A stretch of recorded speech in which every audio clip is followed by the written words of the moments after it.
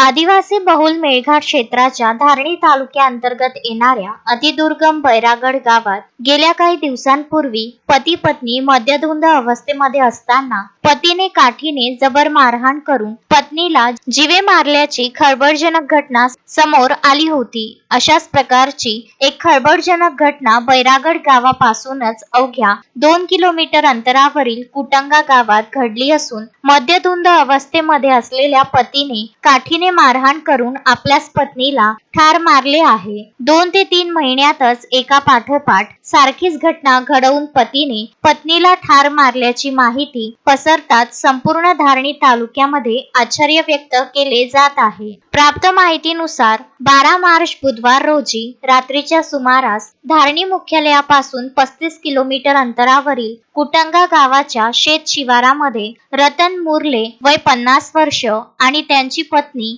जसमय रतन मुरले वय 48 वर्ष या दाम्पत्यामध्ये काही कारणास्तव शाब्दिक वाद निर्माण झाला। दोन्ही मद्यधुंद अवस्थेमध्ये असल्यामुळे शाब्दिक वाद मारहाणीवर पोहोचला आणि रतन मुरले याने आपल्या पत्नी म्हणजेच जसमय मुरले हिला काठीने जबर मारहाण करून तिला ठार मारले। घटनेची माहिती धारणी पोलीस विभागाला मिळताच पोलीस निरीक्षक अशोक जाधव यांच्या मार्गदर्शनाखाली पोलिसांनी घटनास्थळ गाठून घटनास्थळाचा पंचनामा केला। घटनेमधील आरोपी रतन मुरले यास धारणी पोलिसांनी अटक करून BNSच्या कलम 103(1) नुसार गुन्हा दाखल करून अटक केली आहे। सनद असो की गेल्या काही महिन्यापूर्वीच कुटंगा येथून अवघ्या 2 किलोमीटर अंतरावरील बैरागड गावामध्ये अशाच प्रकारच्या घटनेमध्ये पतीने पत्नीला काठीने मारहाण करून जीवे मारले होते। पुन्हा एकदा दुसऱ्या घटनेची पुनरावृत्ती झाल्यामुळे